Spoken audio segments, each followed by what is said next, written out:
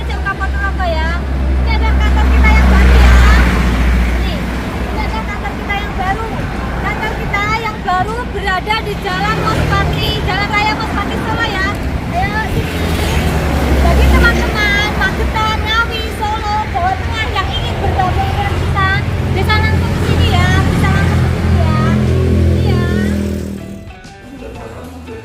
Assalamualaikum warahmatullahi wabarakatuh. Perkenalkan ya, nama saya Safaudin. Saya CFD Analis Keimigrasian, ada seksi dokumen perjalanan dari Sindikal Keimigrasian, Kantor Imigrasi Kelas 2 Negeri Ponorogo. Untuk sehariannya saya menangani bagian permohonan untuk orang asing. Ya mungkin ini nanti nggak terlalu berhubungan ya, tapi mungkin siapa tahu nanti kalau misalnya Mbak atau Mas misalnya ya dapat jodoh di luar negeri, nanti mau masuk ke Indonesia prosesnya seperti apa toh?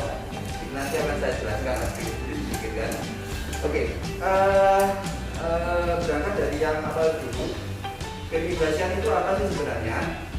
Jadi mohon maaf ya, ini nggak ada paper biasa. Keimigrasian itu adalah hal imbal lalu lintas orang yang masuk atau keluar wilayah Indonesia serta pengawasannya dalam rangka menjaga tegaknya kedaulatan negara. Jadi perlu digarisbawahi yang terakhir itu, menjaga tegaknya kedaulatan negara. Oleh karena itu prinsip keimigrasian yang ada di negara kita adalah selective policy atau kebijakan selektif. Jadi hanya orang yang memberikan manfaat untuk di negara kita dan yang tidak membahayakan keamanan yang boleh masuk ke Indonesia. Nah dari situ maka untuk masuk ke Indonesia itu paling tidak harus ada visa. Mungkin dari Bapak atau Mas di sini sudah ada yang pernah keluar negeri, tapi ada yang namanya visa selain paspor ya.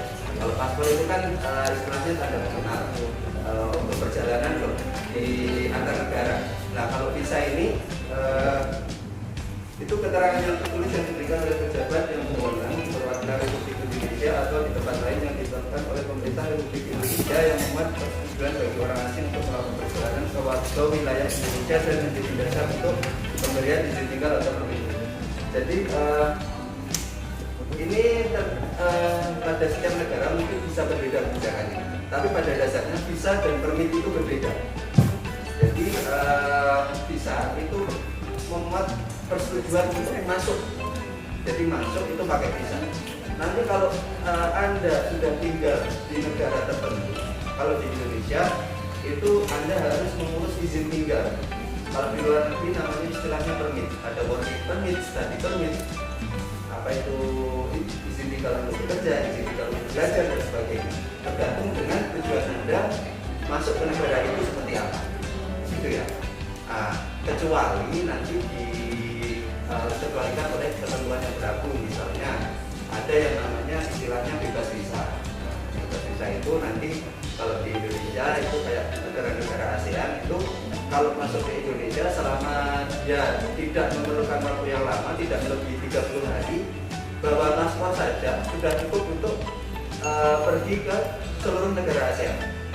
Gitu. Misalnya mau jenengan ke Malaysia selama jenengan tidak sampai 30 hari di sana, itu jenengan bisa langsung masuk ke terbang ke Malaysia, kemudian nanti diberikan fasilitas visa.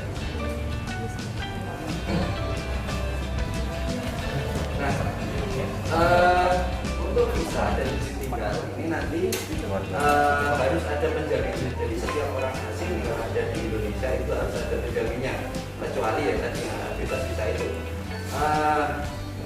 Untuk penjamin ini apa sih kewajibannya? Penjamin, misalnya nanti ada yang mendatangkan orang asing ke luar negeri. Nah, nanti dia wajib untuk bertanggung jawab atas kegiatan dan keberadaan orang asing tersebut. Kemudian juga melaporkan perubahannya, kalau ada misalnya perubahan alamat, perubahan status dan sebagainya.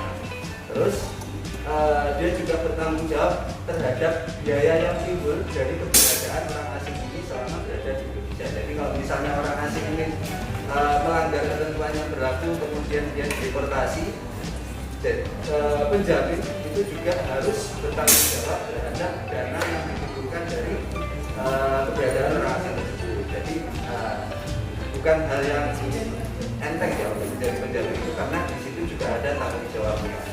Jadi kalau misalnya jenengan mungkin punya teman ataupun punya ya nanti misalnya calon suami dan sebagainya, pastikan bahwa orang tersebut memang bertanggung jawab.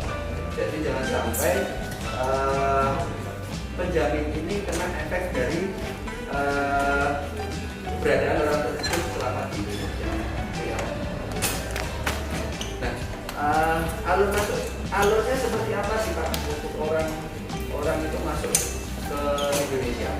Nah, jadi orang asing ini sebelum masuk ke Indonesia harus memohon visa dulu. Visa tadi kan dikeluarkan oleh perwakilan Indonesia atau di tempat lain kan. Nah, kalau dulu visa itu bentuknya kebanyakan berupa teraan. Jadi di stempel di paspor. Nah, itu memuat indeks visanya. Jadi nanti visanya ini untuk apa, kemudian juga ada nama penjaminnya siapa. Nah, karena ada pandemi COVID di Indonesia ini sekarang sudah ada yang namanya elektronik visa.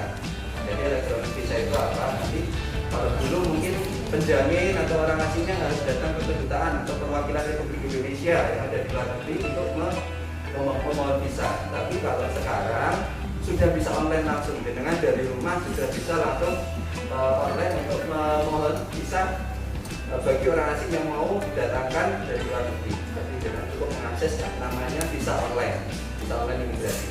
Di situ nanti dengan membuat akun penjamin, kemudian mendatangkan membuat permohonan untuk mendatangkan orang asing.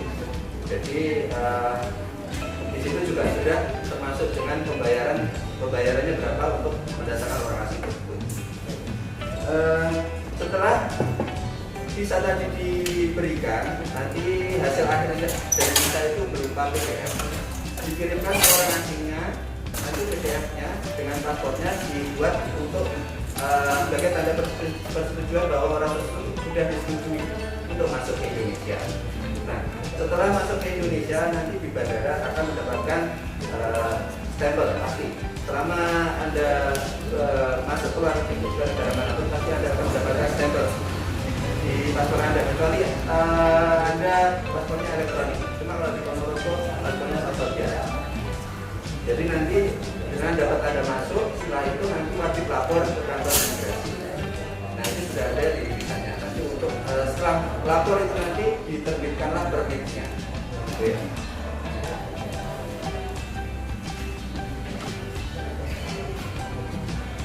Nah, ada juga untuk negara yang misalnya, oh Pak saya ini, apa itu, negara saya bukan termasuk subjeknya bebas visa, jadi nggak bisa pakai bebas visa. Tapi juga saya sebenarnya nggak pengen ngurus visa lewat online karena mungkin terlalu rumit. Saya penjaminnya juga tidak tahu ini siapa, karena mungkin belum punya kenalan di Indonesia.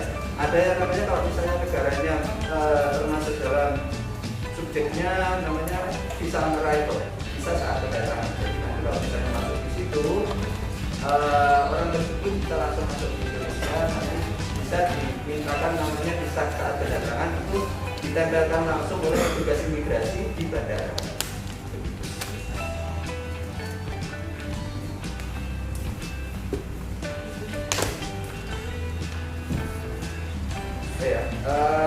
Dan nanti seperti untuk perpanjangannya seperti apa, kecuali bebas visa itu tidak bisa diperpanjang.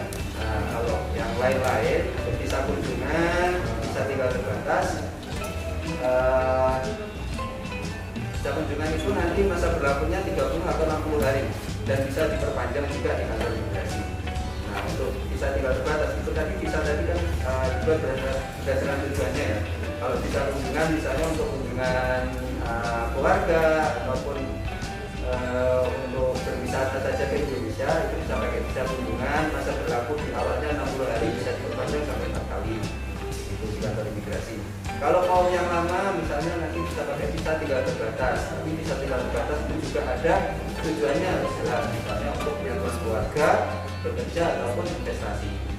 Nah, itu nanti bisa langsung untuk visa tinggal terbatas itu nanti bisa pakai tahun. Nah, setelah dapat visa tinggal terbatas masuk ke Indonesia, nanti kan melalui penanganan imigrasi nanti bisa mengajukan untuk visa tinggal terbatasnya 1 tahun, nanti bisa kalau misalnya mau diperpanjang lagi bisa juga diperpanjang dengan saya kira itu saja yang bisa saya sampaikan terkait visa dan izin tinggal. Atas perhatiannya saya ucapkan terima kasih. Wabillahi taufiq wal hidayah. Wassalamualaikum warahmatullahi wabarakatuh.